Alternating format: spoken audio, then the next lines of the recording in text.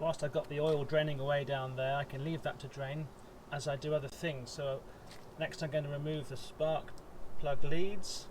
I've marked these up with cable ties. So I've got 4, 3, 2 and 1. I'm just going to leave the spark plugs in there for the time being so nothing drops in there, although we're taking it off anyway. So what I can do now is begin to remove the exhaust manifold from this side of the engine. What I like to do is when I've removed all the nuts and the bolts and the washers, I put them in a tidy so they don't go missing.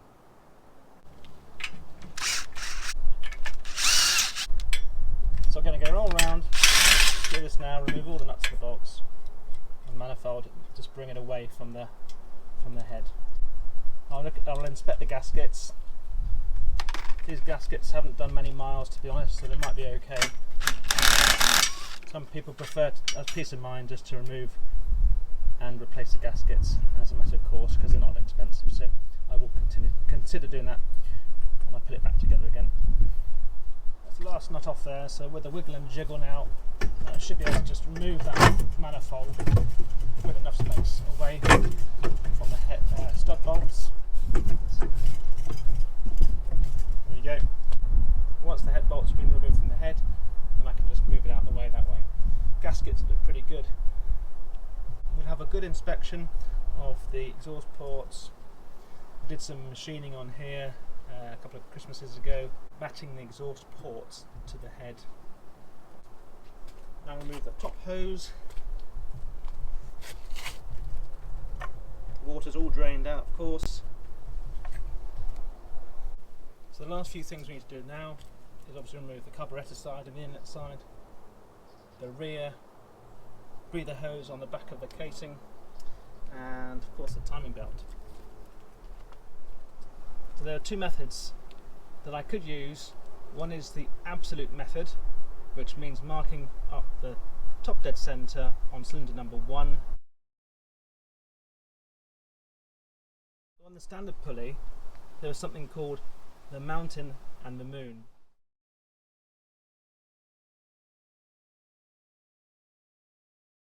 The moon is a reference point against the head, and the mountain is the actual reference point on the original pulley. So we can use the absolute method for that timing when we come back to reassembling the head onto the block. This is a vernier pulley, it's different. Okay, so what I'm going to be using is a relative method, where I mark my positions against the reference point on here. Now I say all this, and it's important to note that actually I could end up with a head gasket problem and I could end up with a warped head. Therefore, if I had to take this for machining, then all this will have to come out anyway. So this is for those benefit if I was just to put the head gasket back in, a new one straight back in, and get away with not having to machine it, and having to take the valve and the cam off, then this is the method I would use. So 2 reference points would be suitable, because there's 2 rotations of the camshaft compared to the crankshaft. You could get that 180 degrees out if you only put one mark on there. So get a white pen or so, mark up on there against another location. It could come down here or could come down here against a reference point. So I've just taken the timing belt off now. What I want to do now is take the cam cover off. So I've got a 10mm deep socket to take all these bolts off around here. Also, I've loosened this off, and this is the breather outlet for the cam of the engine. So interesting to note that there is actually some emulsification in there, this sort of white, oily, watery mix, which gives me a good indicator that there is something going on with the head gasket, so the water and the oil is mixing, so leading strongly to a head gasket problem. So I'm going to remove this now.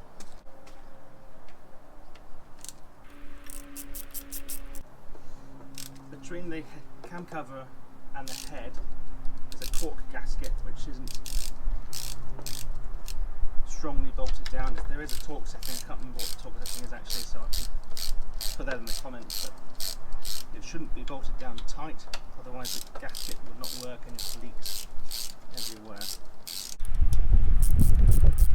And remove this cam cover now, and we'll see what's underneath.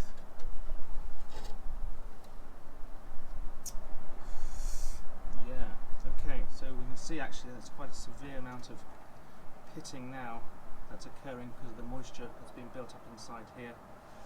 Also, I need to clean up some of the cam lobes. That's undesirable, otherwise you're going to get pitting on the cam lobes. And you can see, yeah, there's definitely some emulsification in the oil. So this has got to come off, cleaned down and inspected more closely. I've just removed the fuel line from the fuel feed, and also I've removed the throttle linkage, which allows me now to completely remove the inlet and the carbs, clean up the gasket, opportunity again to clean up the carburetors as well inside, maybe strip them down and have a good check and look at them. You can see there's the inlet ports. They've all been ported so they match the inlet. So I'm going to take this over to the bench, have a good look at it, and then the next stage will be then to remove the head. All the head bolts, so I'm going to start from the outside and work my way in.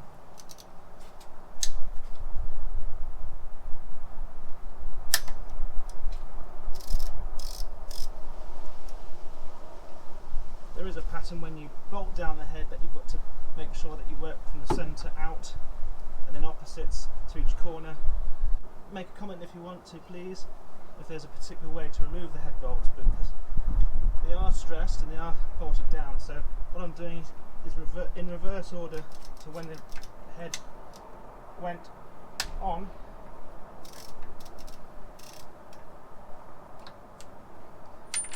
Oop, don't want to do that. Some of these are tight.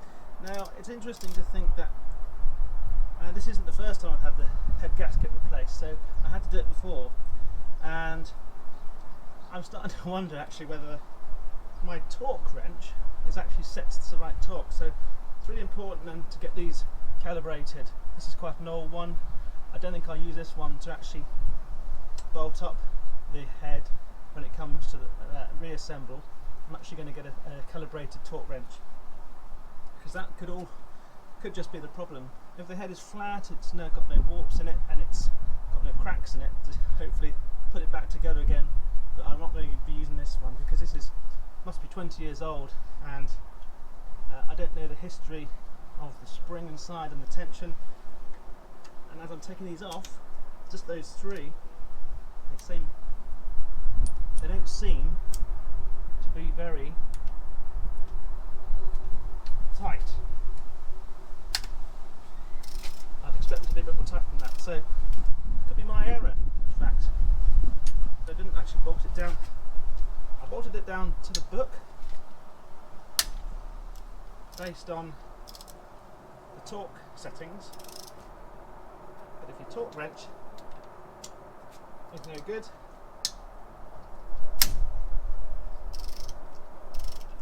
then you could be into all sorts of problems and continue replacing your head gasket for an ever and ever. As I remove each of these bolts, I'm also checking to see if there's any broken bolts, unlikely, but these are actually non-stretch type. I think the early engines were stretch type. This is a non-stretch type bolt. You can tell by the number of splines on the tool on the head. I think it's 12, correct me if I'm wrong. It's not that critical which bolt goes into which hole, I don't believe, but if you're a purist, you might want to put some new bolts in, which I might end up doing anyway. But it's important to make sure that when the bolts go in, that you don't get any debris down the bottom there, otherwise they'll bottom out before you actually torque the head down. Okay, so now is the moment of truth. We're going to take the head off. Just clear. Here we go.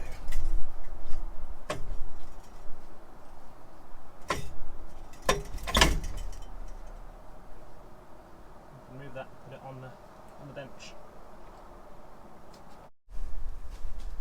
Like every engine, when you first pull it off after a head gasket, it looks like a disaster, but this will just be superficial rust that I can sand down, and I'll be taking all the valves out and inspecting each one and polish them up back to how they should be looking.